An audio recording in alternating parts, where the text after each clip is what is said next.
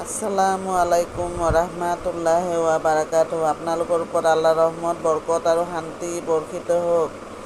আউযু বিল্লাহি মিনাশ শাইতানিৰ ৰাজিম। বিসমিল্লাহিৰ ৰহমানিৰ ৰহিম। খেদা খোৱা শয়তানৰ ফুচলনিৰ পৰা আল্লাহ তুমি আমাক ৰক্ষা কৰা। পৰম কৰুণাময় পৰম দয়ালু আল্লাহ তাআলাৰ নামত আৰম্ভ কৰোঁ। আজি সূৰা আল জিন, এই সূৰাটো পঢ়ি শুনাব খুজিছোঁ। সূৰাটোৰ অৰ্থ হৈছে জিন বা ভূত।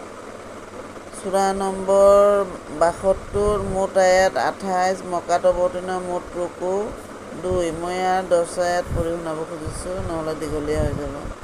১ নম্বৰ, হে নবী সাল্লাল্লাহু আলাইহি ওয়াসাল্লাম, কোৱা, মোলৈ ওহী পঠোৱা হৈছে যে এদল জিনে মনোযোগেদি কোৰাণ শুনিছে।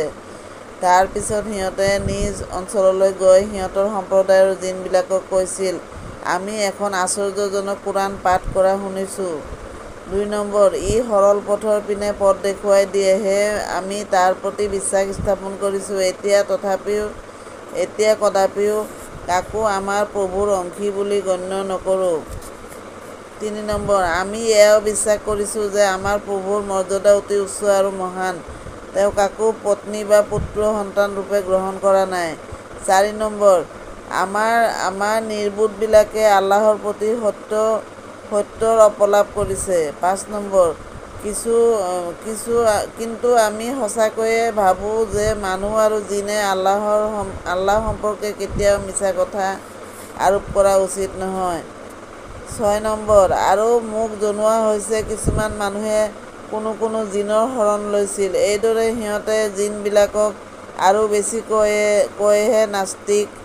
বেছিকৈহে দাম্ভিক কৰি তুলিলে। ৭ নম্বৰ, জিনৰ দলটোৱে এই বুলিও ক'লে, তোমালোকে ধাৰণা কৰাৰ দৰে মানুহবিলাকেও ধাৰণা কৰিছিল যে আল্লাহে কাকো ৰচুল কৰি নপঠায়। ৮ নম্বৰ, আৰু আমি আকাশ তন্ন কৰি চালোঁ, কিন্তু দেখিবলৈ পালোঁ যে সেয়া কটকটীয়া প্ৰহৰীৰে পৰিবেষ্টিত হৈ আছে আৰু তাত উল্কাপাত হৈ আছে। ৯ নম্বৰ, আৰু এই যে আমি কিবা শুনিবৰ অভিপ্ৰায়ে আকাশত বহিবলৈ লৈছিলোঁ, কিন্তু দেখা গ'ল কোনোবাই লুকাই চুৰকৈ গোপনে কিবা শুনিবলৈ চেষ্টা কৰিলে তালৈ খাপ পাতি ৰৈ থকা এটা পপীয়া তৰা সি দেখা পায়। ১০ নম্বৰ, আৰু আমি নাজানো জগতবাসীৰ প্ৰতি ই এটা অমংগলৰ অভিপ্ৰায়, নে সিহঁতৰ প্ৰভুৱে সিহঁতক সৎপথ দেখুৱাবলৈ ইচ্ছা কৰিছে।